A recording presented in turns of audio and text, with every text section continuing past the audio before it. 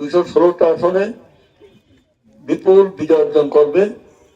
আর বাদ বাকি আসনগুলোতে সেখানে ভোটের কিছু পার্থক্য হলো 252টা আসনে বিএনপি মানে নিশ্চিত বিজয় পাবে। এটা হলো সারা পৃথিবীর রিপোর্টের কথা বলছি, গতকালকে পর্যন্ত। যাই হোক, 200 সিটে যে বিএনপি বিজয় অর্জন করবে, এটা বোঝা যাচ্ছে বাংলাদেশের জনগণের যে মানে জনগণ যে জাগরণ, যে বিপুল জাগরণ, এটা একটা সমুদ্রের ঢেউয়ের মতো সারা বাংলাদেশে ধানের শীষে ঢেউ খেলে যাচ্ছে। এবং সেই কারণেই বিএনপির সাথে প্রতিপক্ষ প্রতিদ্বন্দ্বিতা করার মতো সাধ্য এখন অন্তত কারণ নাই। বিএনপির সাথে মূল প্রতিপক্ষ এদেশে যা ছিল, তারা এখন নির্বাচন করছে না, নির্বাচনের মাঠে তারা নাই।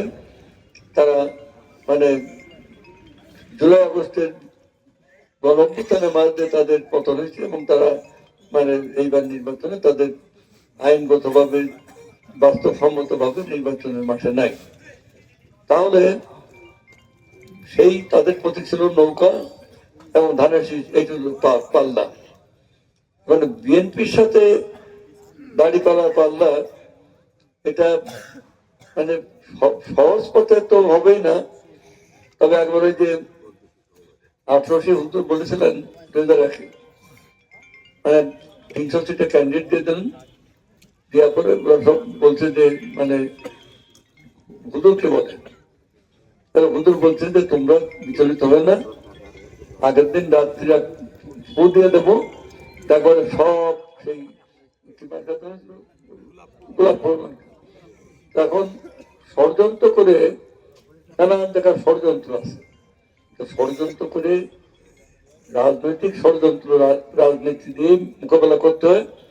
এবং বিএনপির নেতৃবৃন্দ, বিএনপির প্রার্থীরা, বিএনপির হাইকমান্ড এ ব্যাপারে সবাই খুব সজাগ। অতএব এই ষড়যন্ত্র করে কখনো গণজোয়ার ঠেকানো যায় না।